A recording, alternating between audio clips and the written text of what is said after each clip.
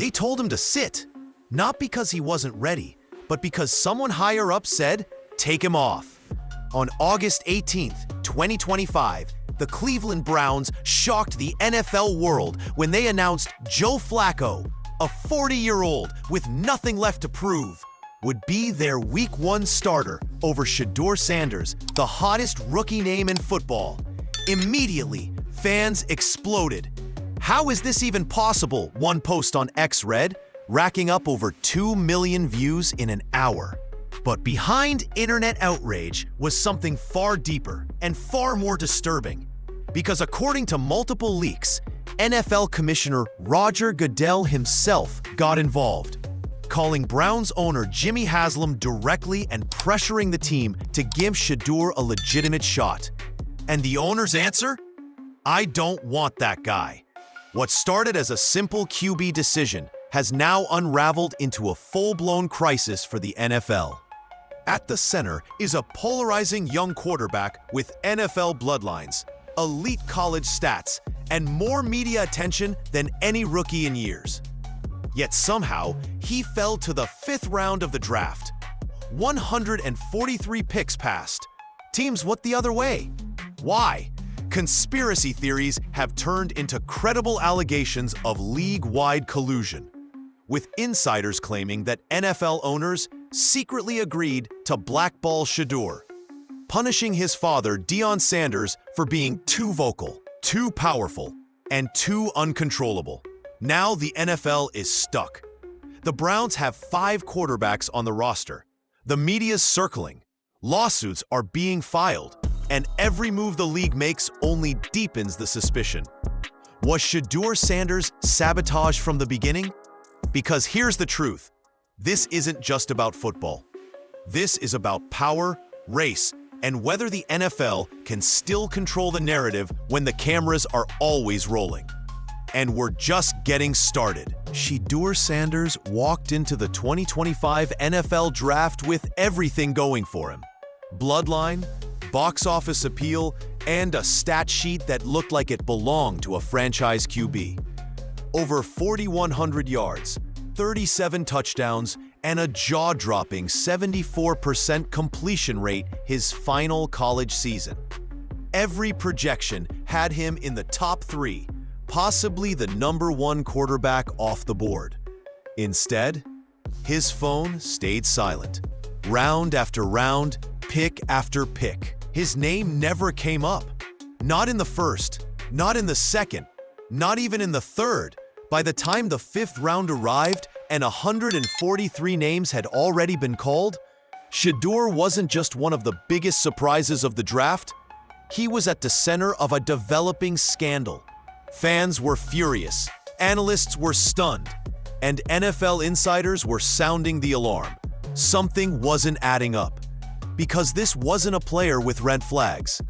Shedeur had leadership, absurd accuracy, football IQ, and one of the strongest college resumes in years.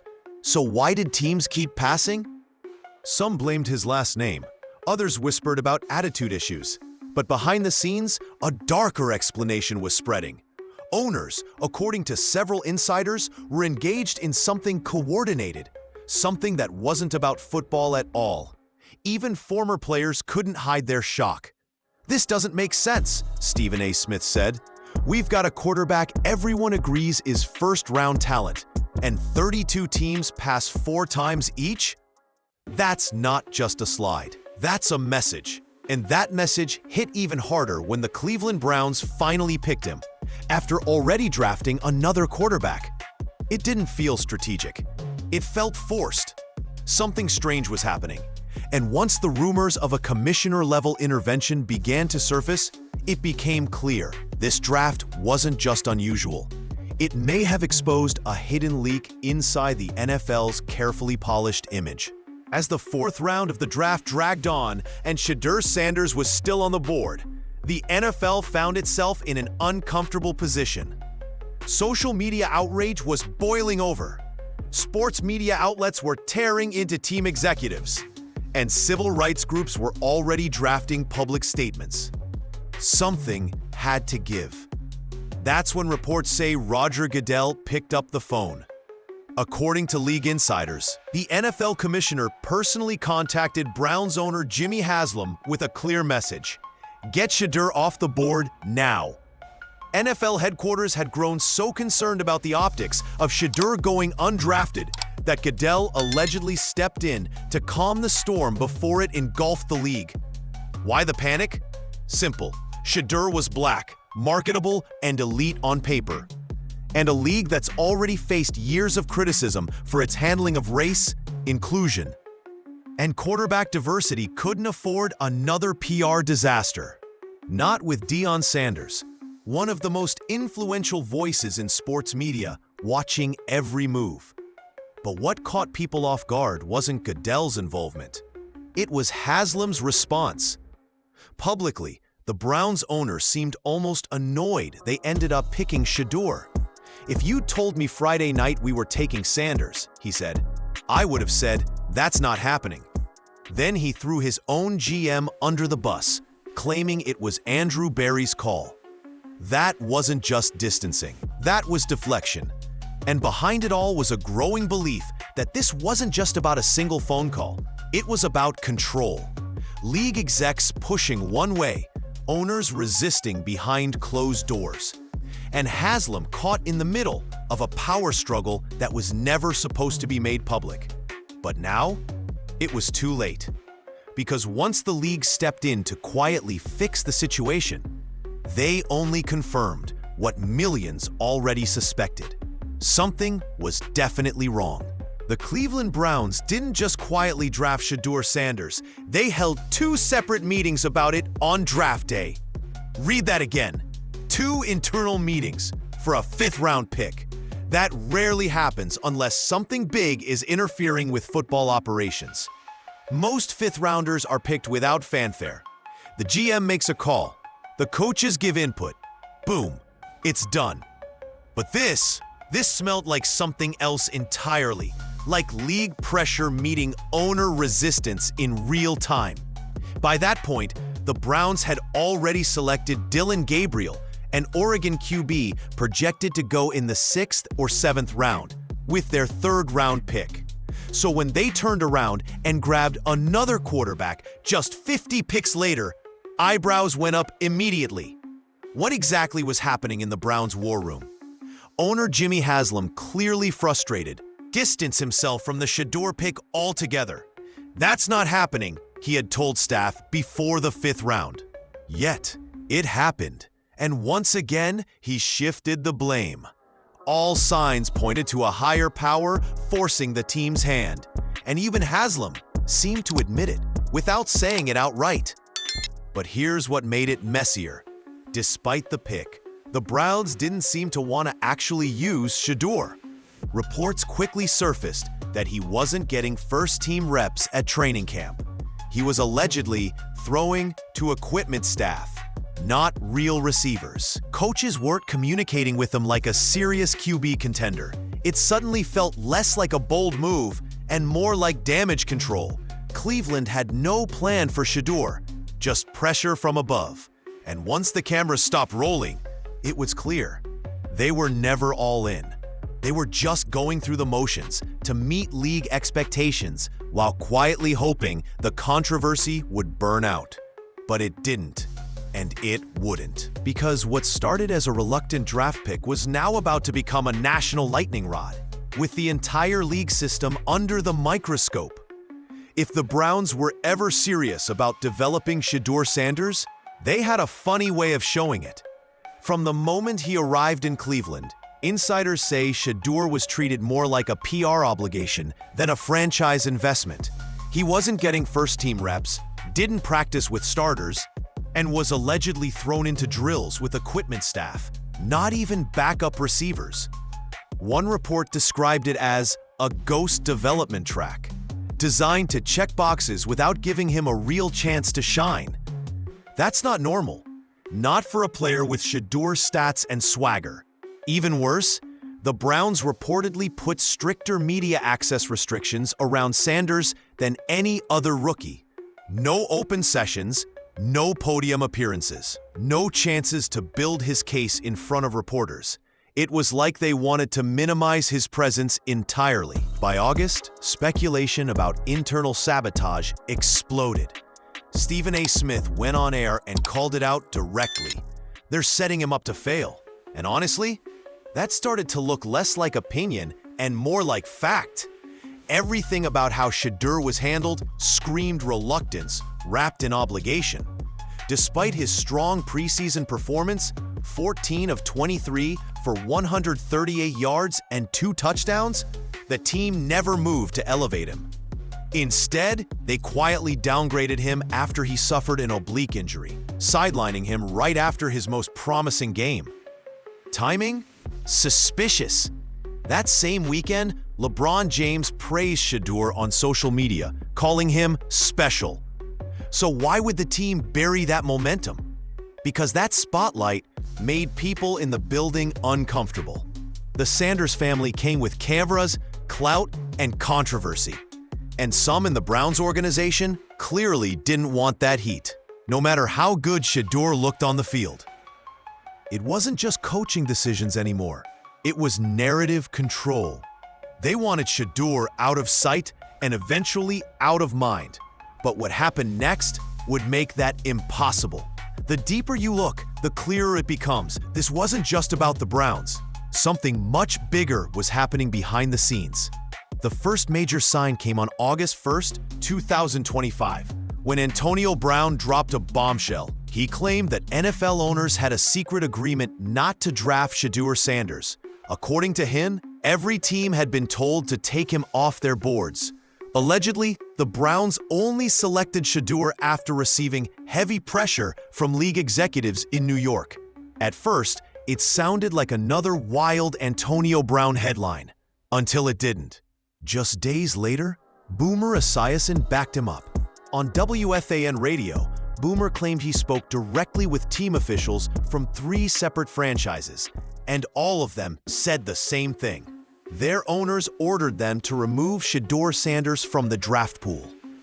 Not because of his talent, but because they didn't want that guy. That phrase kept showing up in leak after leak. Take him off. Not our guy. Too entitled. These weren't independent evaluations. It sounded like coordinated messaging, the kind that doesn't happen unless there's a larger agenda at play, a playbook shared by powerful people with something to protect. And the timing couldn't have been more suspicious. Shedeur's drop wasn't just unexpected, it broke patterns. Quarterbacks with half his numbers were flying off the board. Meanwhile, he sat and watched as 143 names were called ahead of him. What did this really look like? A forced humility moment, a quiet punishment, a power play aimed not just at a promising QB, but at his father. By now, fans weren't asking, was there a conspiracy? They were asking, how many people were in on it? And the more that surfaced, the uglier it got. The more tangled this story became, the more one name kept coming up. Not Shedeur, but Deion. To some NFL insiders, it wasn't Shedeur Sanders that owners had a problem with. It was his father. Coach Prime, media personality, NFL legend, and unapologetic disruptor of the status quo.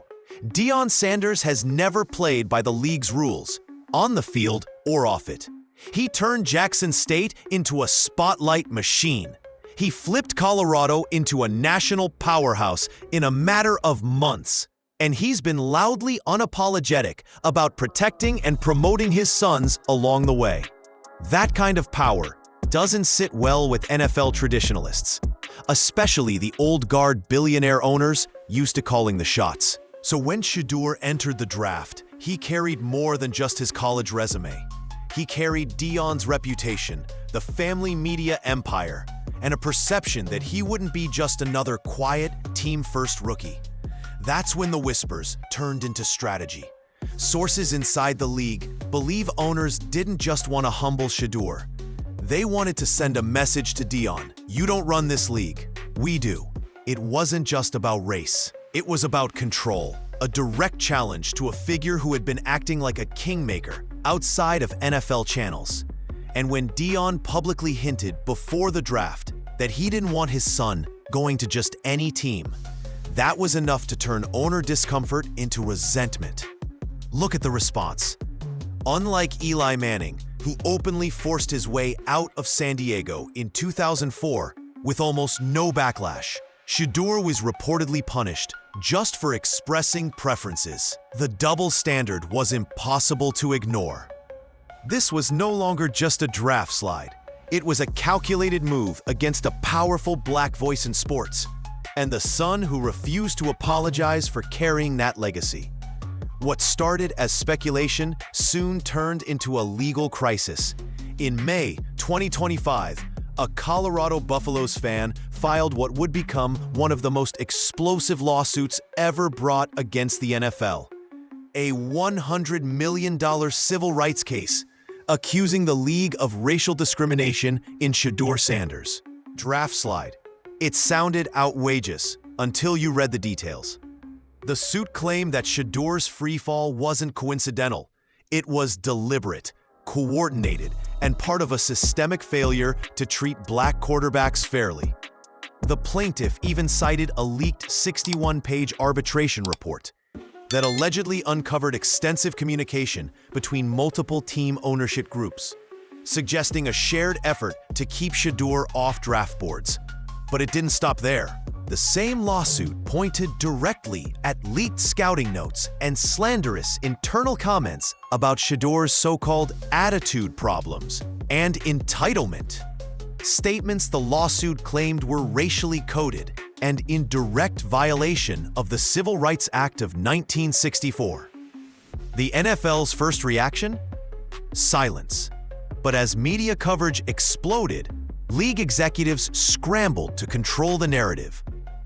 And then came the second wave of leaks. Multiple reports from credible insiders revealed that the term "not our guy" had popped up across scouting reports from more than 5 different teams, almost word for word. That's not evaluation, that's messaging. And that's exactly the kind of paper trail investigators look for. The lawsuit quickly gained national attention, not just for what it alleged, but for what it symbolized. To many, Shedeur's case wasn't just about one player being disrespected. It was about decades of pattern, about black quarterbacks being dismissed, dissected, and degraded more harshly than their white counterparts. And now, with the possibility of court-ordered discovery looming, one thing became clear. If this went to trial, the NFL might be forced to open its deepest files, and the truth inside could shake the league to its core. Amid the lawsuits, media firestorms, and allegations of league-wide collusion, one uncomfortable question kept surfacing. What if Shedeur Sanders helped his own downfall? Because while conspiracy theories grabbed headlines, NFL teams weren't totally silent about their concerns.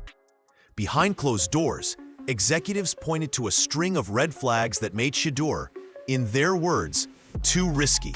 Let's start with the NFL Combine. Shedeur skipped throwing drills and limited his participation to Colorado's Pro Day, a move interpreted as arrogant. In a league built on tradition and hierarchy, that was strike one. Then came the interview process, where things reportedly got worse. Multiple scouts described Shedeur as cocky, dismissive, and uncoachable. In one interview, when asked to respond to criticism, he allegedly said, "Maybe I'm just not the guy for you." For some teams, that was all they needed to hear. But it didn't end there. NFL evaluators said Shedeur missed intentional errors during film sessions, a test quarterbacks are often given to measure football IQ and coachability. And while Dylan Gabriel passed that same test, Shedeur allegedly didn't recognize the planted mistakes.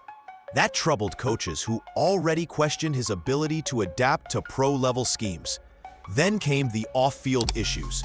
2 high-speed citations just months before the draft, 91 miles per hour and 101 miles per hour. Little things? Maybe, but not when you're already battling a character concerns label. And while Shedeur's brand was booming, leading all rookies in merch sales and endorsement deals, some teams saw that as a distraction. not an asset. His #legendary tagline was plastered across social media, drawing praise from fans and anxiety from old-school front offices. So was Shedeur a victim of systemic bias? Yes, many believe so. But was he also reckless with the spotlight he knew he'd be under? That's a harder question, one the league is still trying to answer. After months of whispers, backlash, and finger-pointing, Shedeur Sanders finally got his moment, and he delivered. In the Browns' preseason opener against the Carolina Panthers, Shedeur stepped onto the field and silenced the noise, at least temporarily. He completed 14 of 23 passes, threw for 138 yards, and added 2 touchdowns. It wasn't just a solid debut, it was a flashy headline, and the sports world noticed. LeBron James posted about it. Dan Orlovsky called it poised and polished. Even critics had to admit the kid looked ready. But instead of building momentum, something strange happened almost immediately. Less than 48 hours after his standout performance, news broke that Shedeur would be sidelined due to an oblique injury. No details, no exact timetable, just out. The timing? Unbelievable. The public was rallying behind him. Media hype was growing. People were asking why he wasn't in the QB1 conversation. And then, just like that, he disappeared again. To make it worse, the Browns doubled down, naming Joe Flacco their Week 1 starter, despite Shedeur outperforming expectations in camp. The public started asking the obvious question: was this an injury or an excuse? Because the Browns had 5 quarterbacks, and only one of them was the league's most talked-about rookie. Hiding him made no football sense. But from a controversy management perspective, it was starting to look incredibly convenient. Insiders speculated that the spotlight made Cleveland's front office and coaching staff deeply uncomfortable. Shedeur's talent demanded attention, but attention was the last thing they wanted. Here was a rookie everyone was watching, and somehow, no one inside the building wanted him to be seen. Maybe it wasn't about readiness at all. Maybe it was about removing a spotlight the organization couldn't control. The story of Shedeur Sanders isn't just about football. It's about who holds the power, who sets the rules, and what happens when someone refuses to play by them. Whether you believe this was a league-wide conspiracy, a cultural clash, or just a series of unfortunate decisions, one thing is undeniable. Shedeur never got a fair shot, not on draft night, not in training camp, not when he proved himself on the field. Over 140 names went before him, not because he wasn't talented, but because he wasn't compliant. And in the NFL, talent without submission? That's dangerous. Behind his fall were whispers of collusion, race-based bias, and a growing fear that Deion Sanders had too much influence. If you silence the son, maybe the father stops talking. But that plan backfired, because now more people are watching Shedeur Sanders than ever before. And if he succeeds, despite everything, it won't just be a victory on the field. It'll be a statement. Not everything can be silenced. Not every player folds. And in a league built on control, Shedeur may become the one story they couldn't control at all.